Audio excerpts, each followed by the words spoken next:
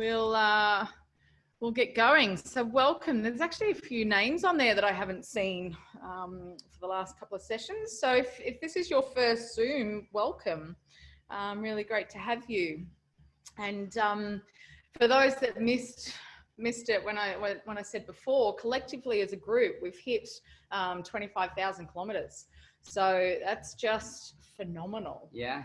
I think by the end of June, we've got to be pushing over 100,000 Ks, I think.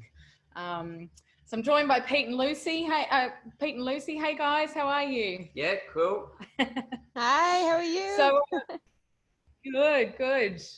So today we are starting day 3 of our Thailand bike ride, so of our 8-day ride, and we're riding from a place called Prachuap Khiri to Ban Krut.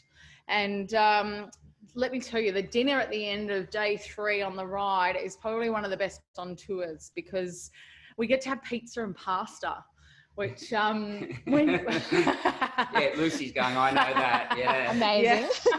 Yeah. Which when you're arriving into this sleepy little town in Thailand, you just wouldn't expect there to be this amazing Italian food on offer. So it is one of our favorite nights on tour. And the scenery today is just beautiful. We'll go through the plantations, and it's more coast, and yeah, it's just a beautiful day on the bike. So today I'm joined by Pete and Lucy. So Lucy Bartholomew, Lucy took part in her first 100-kilometre race at the age of 16. That's just nuts, but amazing. And she went on to gain fame as an ultra trail specialist. She has an extensive list of first placings across the globe in trail running. She's been a groundbreaker in what she has achieved, and always runs with a smile on her face.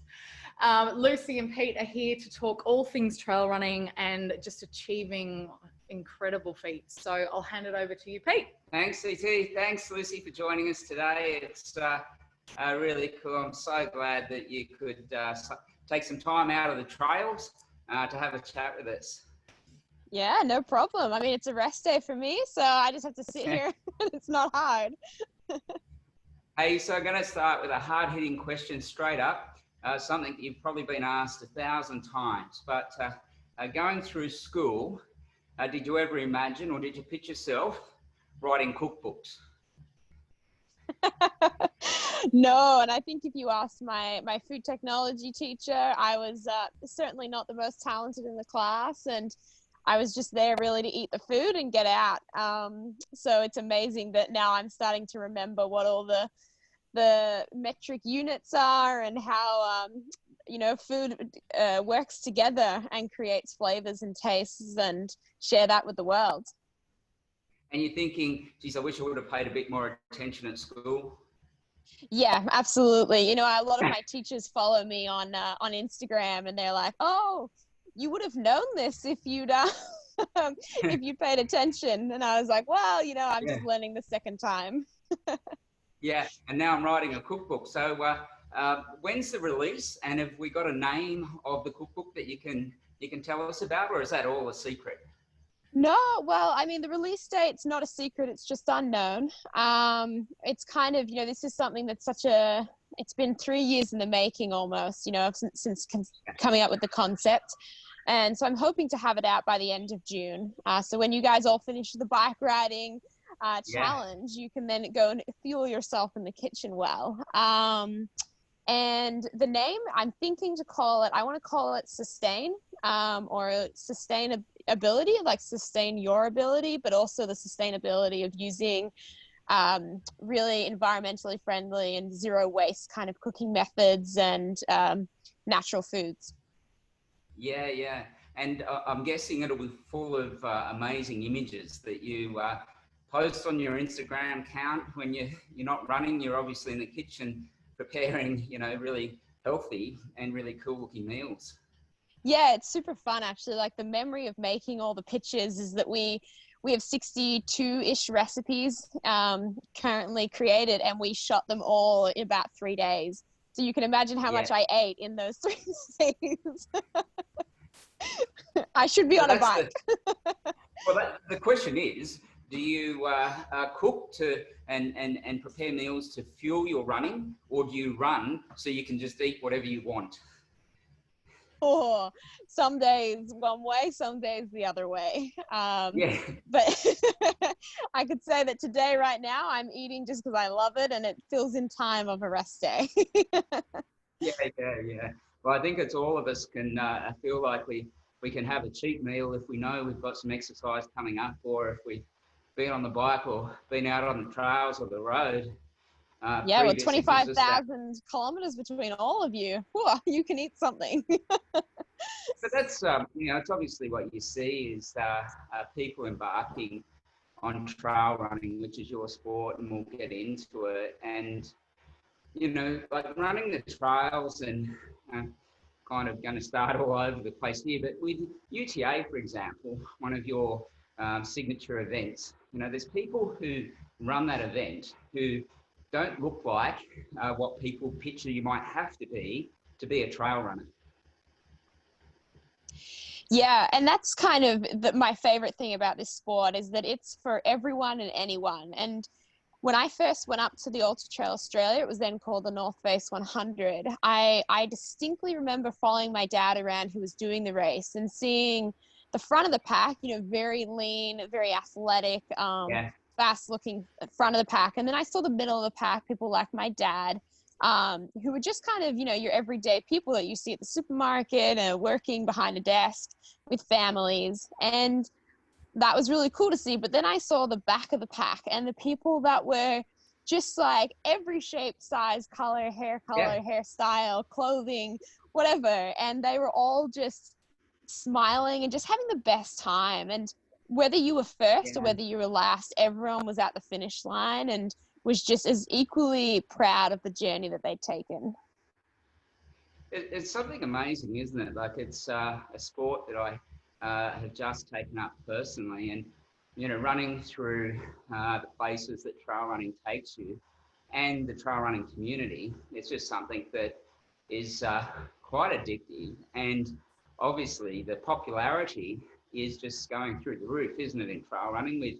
But UTA now sells out within hours, doesn't it? Yeah, it's insane. And the coolest thing about all of that is that females are really getting involved. And so for something like UTA in the 22 kilometer, they had nearly a 50-50 split on female to male participation. And I think that's so empowering to see women getting out into the mountains and walking, running, whatever they're doing, but they're just, especially because they come as groups. And that's my favorite thing, is that it's not just the run. They also have like super nice accommodation. They go for nice dinners, a bit of wine, and it's a whole celebration.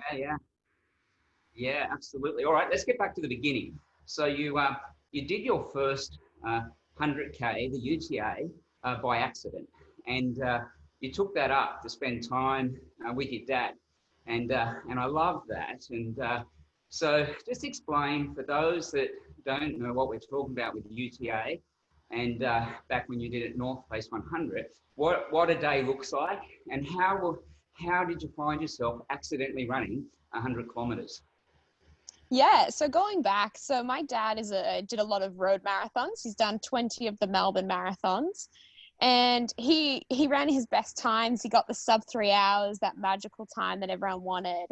And he just decided that he was starting to slow down, and he wanted to do something bit challenging, a bit more different. So he found the Ultra Trail Australia, or the North Face 100. And I remember sitting at the computer and looking at this long list of gear that you have to carry. And it's things like thermals and food and first aid and snake bandages and all this equipment, and him just being terrified.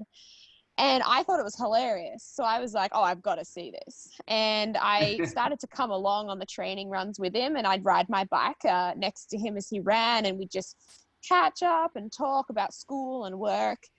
And then as I got stronger, I started to join him by foot, and we'd run together. And Dad was always under the impression that once you trained over 3 hours, the risk of injury was really high. So we never really ran super long distances. I mean, pretty long, but not that long, not as long as I do now. And because I was part of the whole journey, he said, you can come up and watch me run the race. And I remember standing at the start line and the gun goes off and Dad runs off. And as a 14-year-old, I was like, well, what do I do for the next kind of, 16 hours? And so I just got the bag of all these stuff that he'd given me, and I just started following the course markings and did what I learned, which was to run. And I took a few little shortcuts and I got to some of the checkpoints, and I remember him coming in and being like, oh man, like there was this big set of stairs and a big descent, a big climb. And I was like, yeah, I did that too. And I did it with all the stuff you'd given me. But yeah, so I just ended up following a lot of the course. I have no idea how much I ran that day, but probably like 60 kilometers, 70. And yeah, and then when he finished, I was like, I need to find a race that will officially let me do this. Yeah, and you went back and completed a UTA in, what have I got here? 12 hours and something, I've got it here. Your first year you did it was a 12-hour run, is that right? 12 hours, 36. No, so this was a different race. So I came back and watched my dad finish that race. I came back and I emailed all the race directors for 100 kilometers in Australia. And one of them, the Surf Coast Century, got back to me and said, hey, like you can run as long as you run side by side with your dad, and you submit a medical certificate, a training certificate, a nutrition plan, and all this stuff. And so, yeah, that was the race that I ran for 12 and a half hours with him. Right. And then you went back and did UTA, and a year later in 9 hours 30. And was that the year that you won it? No. So I went back to the Surf Coast Century and ran that in 9.5 hours. I ran the UTA for the first time when I was 18. And then I won it in 2017 in just under 11 hours. Yeah, right. It's just epic. And anyone that wants to jump on and have a look at your resume on the website, there's just a litany of events around the world, and that you've won from such a young age right through, and so there's just so many to look at. So your dad was obviously a big influence in the start, and you continue to run with your dad, you cook for your dad. It's obviously a really beautiful relationship there. What does it mean to have your dad with you on this journey that you're on in both a physical and metaphorical way? Yeah, it's something that's super, super special. And, Dad's been very good at he always brings me back. When I'm in Australia, I live with him, and he's, got the house and got the home for me. And that's something that, like as much as I travel and I love traveling and I always feel at home wherever I am, there's something very, very special about waking up with just my dad at the house. And we both do our separate runs, or we might start together and then finish together and catch up about the journey that both of us were on. And he's traveled with me, and he came to my first 100-miler in America, and he's crewed me and been a part of it. But at the same time, like, we still share runs together, and he keeps my slow and just has always kept my head on my shoulders and made sure that running doesn't become everything, because it can't be that way, because then when you get injured, it's very hard to have your priorities. Yeah, and I posted on our writing group this morning your run in Western States. Yeah, and that was something pretty epic, isn't it? That's 160K. Yeah. So it's 160 kilometers that runs in California. It's they say technically downhill, which is a load of poo, because it definitely goes up and down. It's just a net downhill. And I got in first time in 2018. And to put it in perspective, my dad's been trying for 8 years to get into this race. But I was just handed a bib and said, good luck. And I just remember thinking, this is just such a blessing to get into this race, and it's my first time running 100 miles, that whatever I do will be a PB and a success. And when I finished in third place, it was kind of just an incredible 19 hours of hard work paying off, and something really, really special. And how much of the year do you spend on the road in a normal year, pre-COVID? Yeah, usually I'm away from about February until October. Yeah, right. And that's, is it Europe, is it US, or both, everywhere? So usually February, March, I'm in New Zealand. And then April, May, I come back to Australia for the UTA. And then America for June, July, and then Europe for August, September, and then home. Yeah, right. And do you enjoy the travel? Yeah, I do. There's pros and cons to it all. There's something very special about sleeping in one bed for a prolonged period of time, and knowing that you have a kitchen that you can use and you can dump your stuff and clean your clothes. But there's something so nice about living just out of a backpack and traveling and staying with people and just experiencing different cultures. I came back from Nepal just before COVID in March. And I just, that kind of traveling where you're just in the Himalayas with a backpack and running around with your toothbrush is just something so special. Yeah, cool. And if we can dissect, you're out there for between 9 and 12 hours for the 100 and 15 hours and these really long times. And there's obviously times where you feel in the flow. Times where it's hurting, times where you want to stop, and then times where you celebrate. And there was one of the runs that you did. Now, if I've got this right, it was in France, and you just didn't feel like you had your mojo until about the 60K mark. Is that right? Yeah. So they say that running an ultra is like living a life in a day. So you have this roller coaster of emotions, and it's really overwhelming to deal with because you feel like, you're just, the highs are high and the lows are really low. So the race in France was 120 kilometers, and it goes from Italy into France. So from Courmayeur in Italy to Chamonix in France. And I moved over to Chamonix and I trained really hard for this race. And I started the race and I was in second position. I was feeling all right, and then I took in one gel and my stomach just flipped, and it just suddenly wanted to empty out both ends, being my mouth and my bum. And it was just, I walked down this 15-kilometer downhill and just was passed by hundreds of people. And I remember thinking, all right, I'm going to pull out, like, this is ridiculous, like being super upset and just feeling like I'd let my sponsors down, my family down. And I got to this checkpoint at 50 Ks, and I just told my crew to go away, and I sat down and I drank some soup, and I just really just breathed and was like, you know what, Lucy, like, let's just walk up the next hill and just have a look at that view, and then you can pull out. And that means you've given it your best crack. And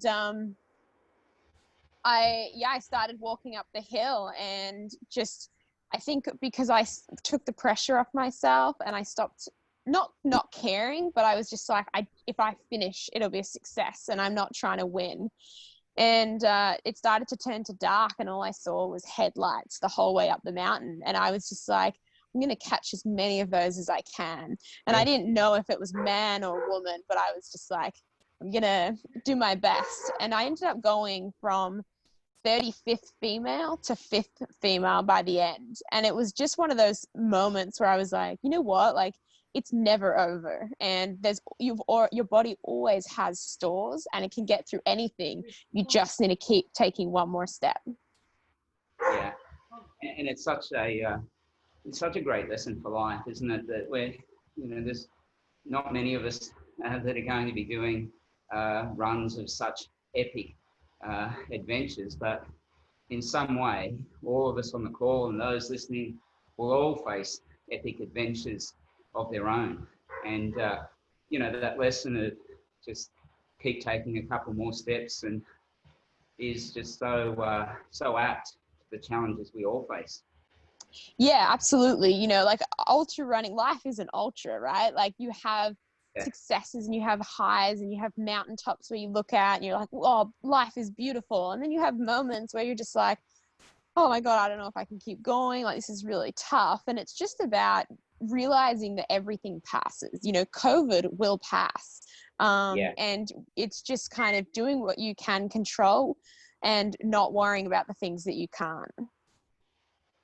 But similarly, there's got to be times, Lucy, where not continuing is the right thing, the safe thing for someone in your sport. You know, a DNF is not a failure, is it?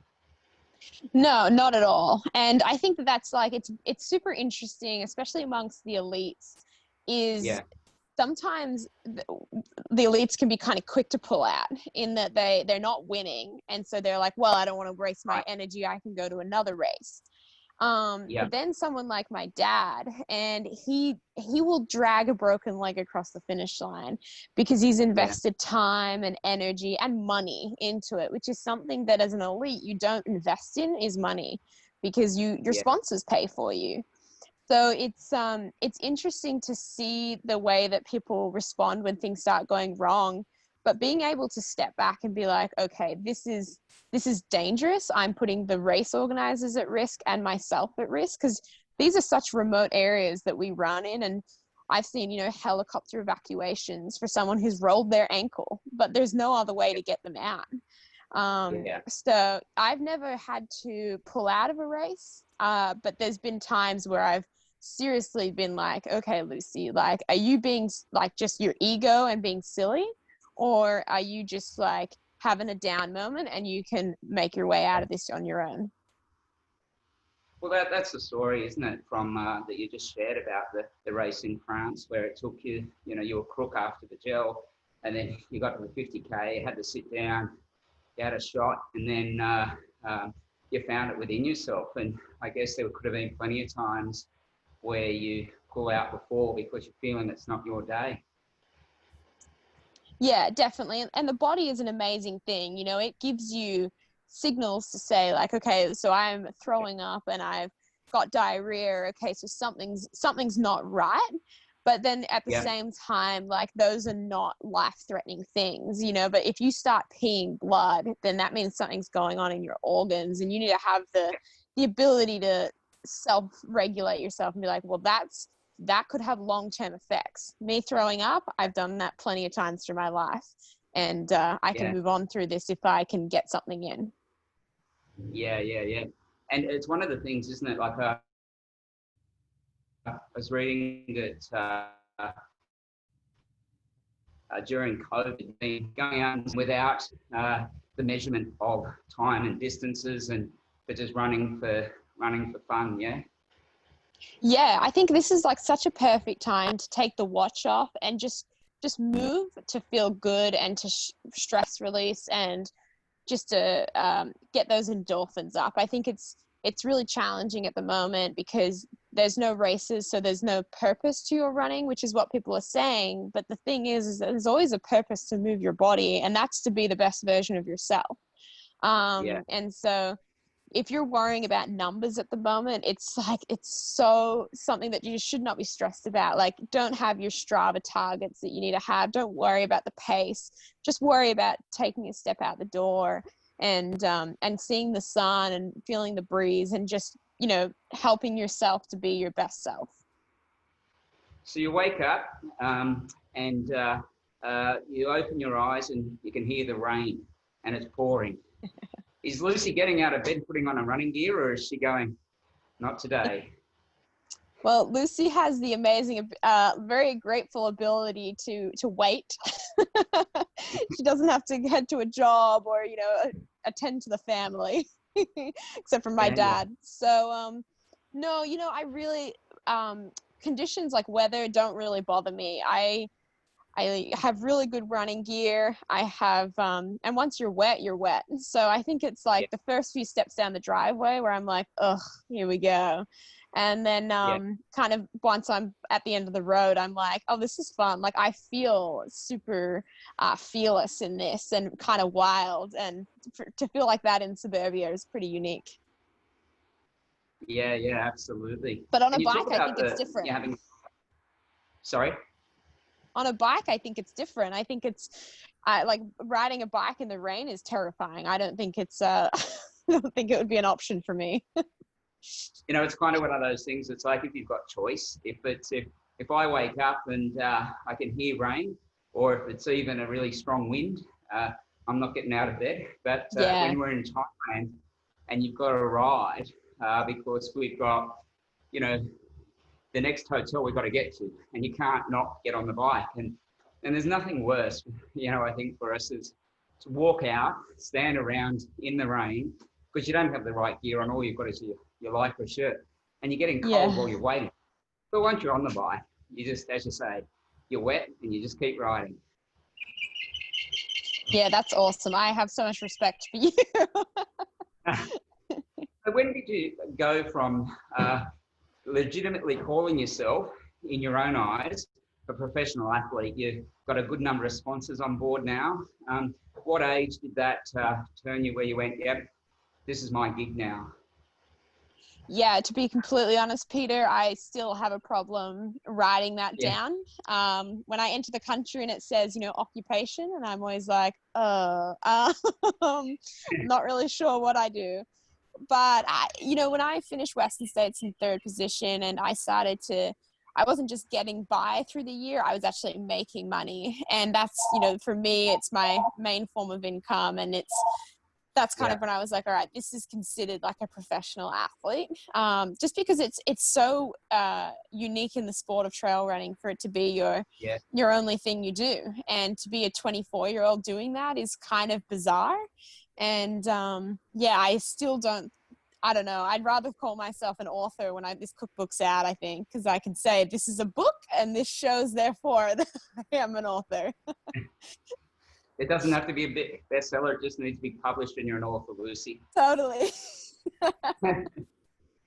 So have you seen, you know, clearly whether, and I know from a humility point of view, you struggle with this, but clearly an inspiration to a lot of people of all ages, but in particular, young females. And have you seen a noticeable growth in the take-up of trail running by that age group? Yeah, absolutely. I think, you know, when I ran that first 100 Ks, I had a lot of media attention and a lot of backlash, being that for a 15-year-old girl to be running 100 kilometers, there was a lot of kind of health risks. And so they said, you know, like people thought that my parents were bad parents for letting me do it and putting myself in danger. And I just knew that I was prepared and I'd done everything that I could do. I'd run the runs that I needed to do. I'd practiced my nutrition. I was in a healthy headspace. I wasn't doing it for, you know, like when you're a girl and you say that you run long distances, everyone thinks it's for weight loss, you know, that's why. And so I really had to reassure other people that I was just like super amped on running for 12 hours by the beach. You know, like it's not normal, but it's me. And so I've had a lot of, especially females that have kind of said, well, you paved this way and I want to do that too. And I think the biggest thing I always say to them is, it's awesome. And like, I hope that, you know, I hope you have success in this, but you need to find your why you're doing this. Because if you're doing it because my life looks great and you can have sponsors and travel and it's all sunshine and roses, well, I can tell you right now that it's not like that. And if you're not really in love with it and really passionate about it, it's a very demanding and very complicated way to make a lifestyle. And so I just want people to do it because they love it, because they're happy to share it, and just to challenge themselves and empower themselves more than anything. But you don't need to run 100 Ks to do that.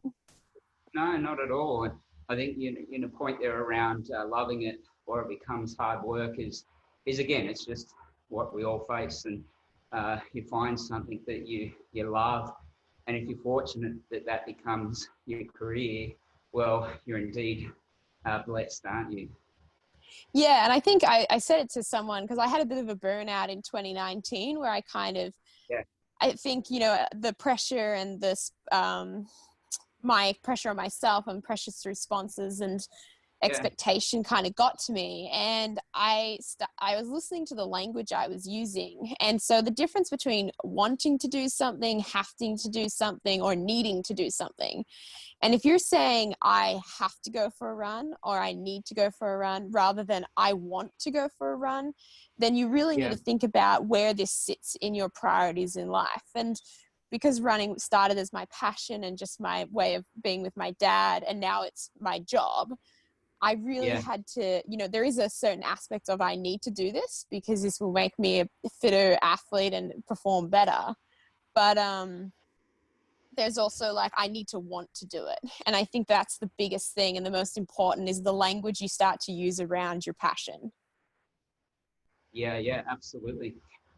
Lucy, you talked about social media, or you know, as your profile grew, and certainly in your position as an ambassador for a number of companies, as an author, you need to engage in social media. I see the language there. You are an author now, so I um, like that.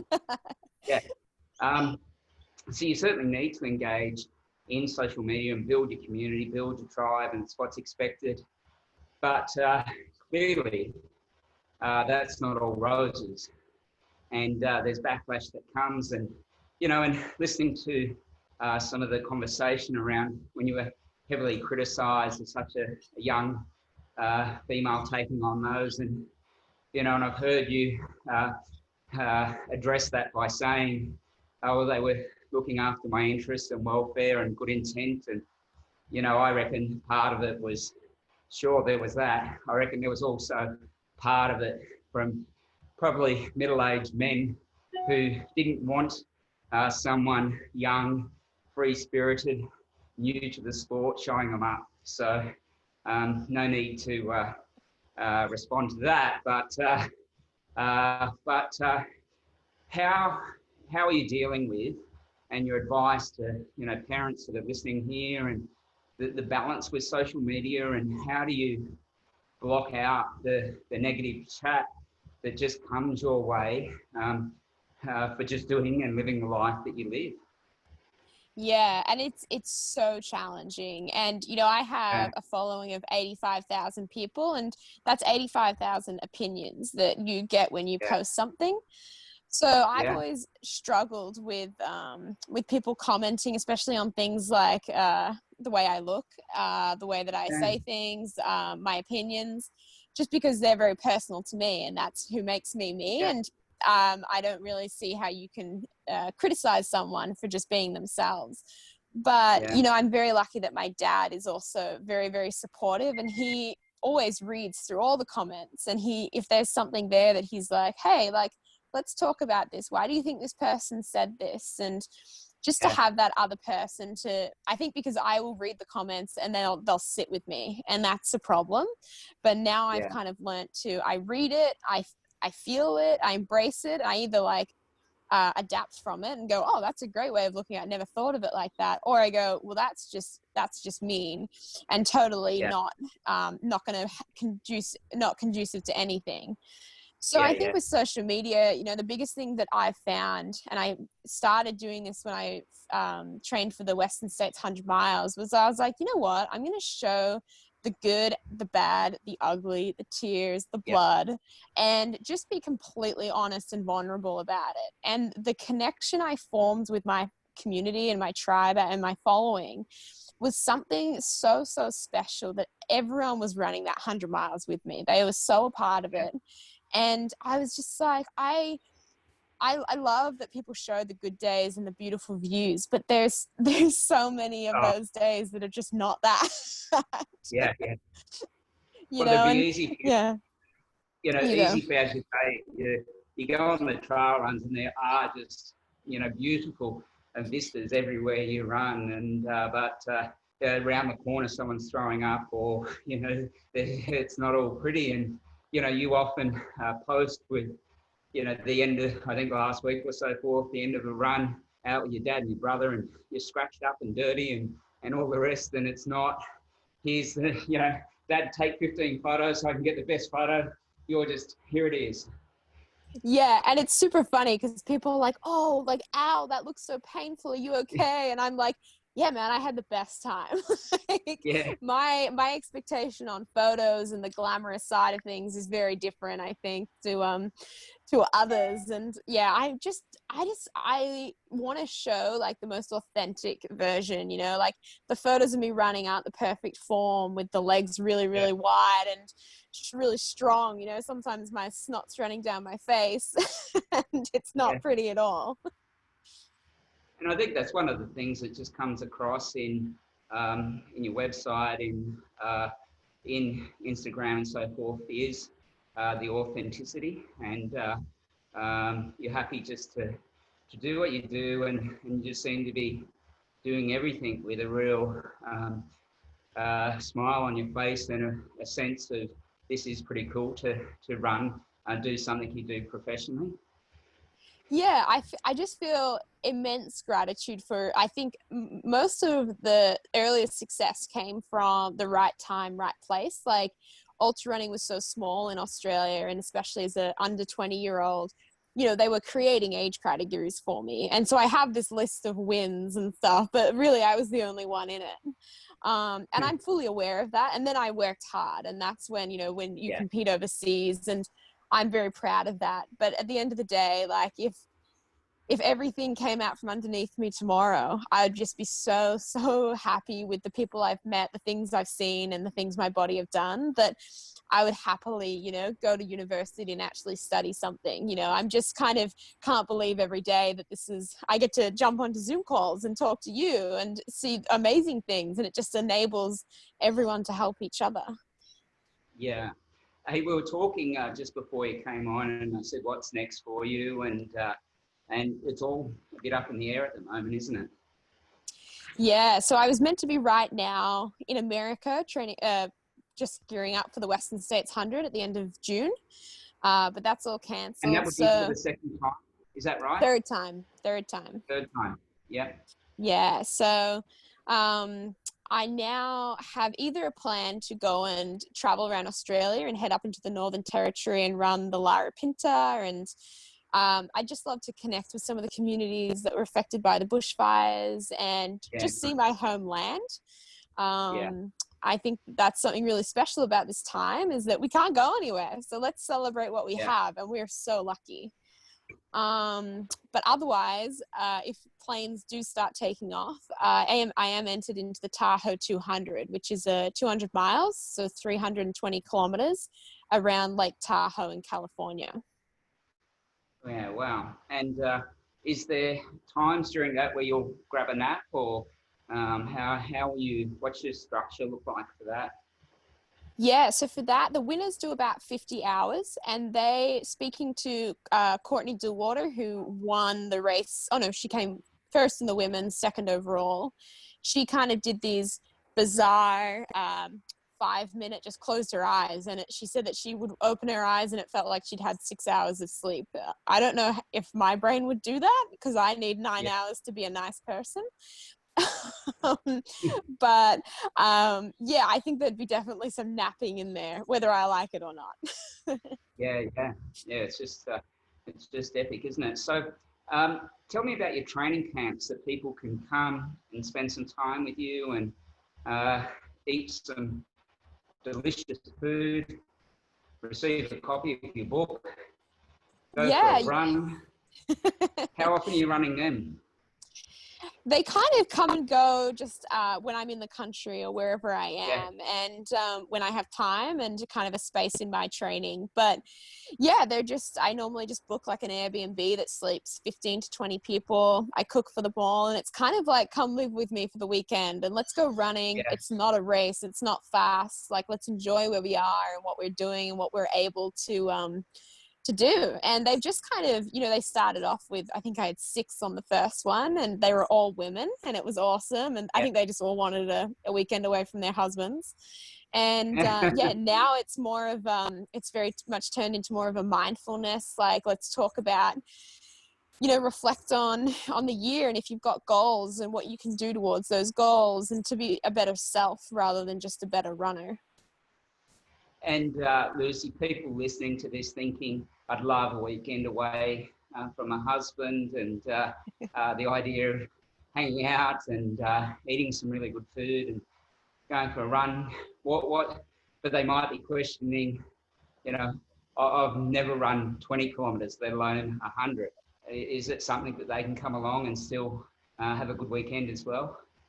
Absolutely. I mean, we've had people that have never run more than 5 kilometers in their life. And then we've had people that are, super, super fast. And the cool thing is that the main thing is to come with an open mind, but also just like a real respect for each other. And it's not about moving fast. It's just about moving together. And, the power of when you go for a run with someone else and you start just having a conversation, the kilometers fly by, and, you all just kind of achieve things you didn't think were able to achieve. And that's really, really special. And I mean, you can just I usually post about them on Instagram, but if you're worried, you can message me and I can absolutely make sure that you feel comfortable. And it'd be awesome to have people along. Yeah, and the best way to find out would that be through your website, lucybartholomew.com? Yeah, between there and Instagram. Yeah, cool. We've got some questions that have come up, and one of them is, where's your favourite place to run? Your favourite ride and your favourite place? Oh, my favorite place that I've run so far has been in Norway. When I was there, it was the 24-hour sun. So at midnight, it's daylight, and it means that you can run all day. And you can run from fjords and then up into snow-capped summits, and it's just a beautiful area, super wild, especially up the Tromsø in the north. Yeah, cool. Anything else there? Yeah, there's a question from Brad. And this is just more about the recovery, and so just at the end of a long run, what do you advise? Like, aside from stretching, is there any value in walking in the cool water or the ocean, or like how do you soothe your legs after the big runs that you do? Yeah, definitely. Well, like they say, like motion is lotion when it comes to recovery. And for me, I do love the cold water, and I know there's a lot of science now that kind of says that it's not as helpful, but I think that even placebo effect on the mind, to feel like you're doing something that kind of just wakes you up and refreshes your body. So I definitely use the cold water. I don't live near the sea, so it's more of a cold shower or bath.